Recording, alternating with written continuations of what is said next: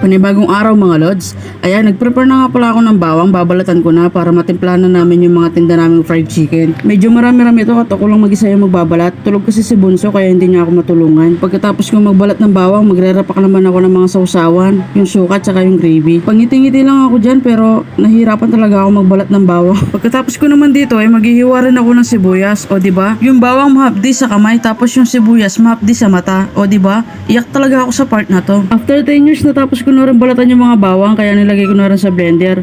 At meron nga rin pala kami butterfly chicken. Ayan yun. Pine-prepare na ni mama para matimplahan na niya. Oras na rin kasi. Kakatapos nga lang din pala kumain ni mama tapos ako hindi pa kumakain kaya pumunta na ako sa lamesa. Ito ngayon nakita ko merong tilapia tsaka yung tira kagabi na ano kasi to. Nakalimutan mo. Tokot baboy pala to. Pasensya na.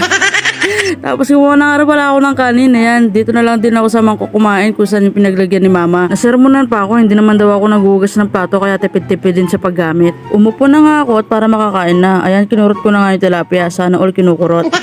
Ayan mga lods, mga antana. Alas 3 na ng hapon yung pagkain ko mga lods kaya gutom na rin talaga ako sa oras na yan. 5 PM nga pala ng hapon mga lods, nandito na kami sa pwesto. Naayos na rin pala naman yung mga gamit sa pwesto tapos may mga nakasalang na naman ako si mama. Ayan sa mga gustong pumasyal po pala, nandito lang kami sa Sabanilla, Mexico in front of Fiesta Communities. Umuwi nga muna pala ako sa bahay tapos pagbalik ko, eto na.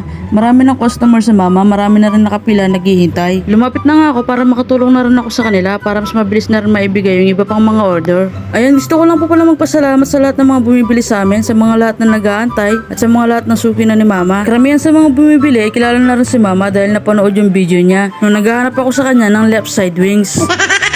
6:30 PM pa lamang ng gabi natapos na kami magtinda. Ayan, sold out na naman tayo mga lods. Maraming salamat po ulit sa lahat ng bumili.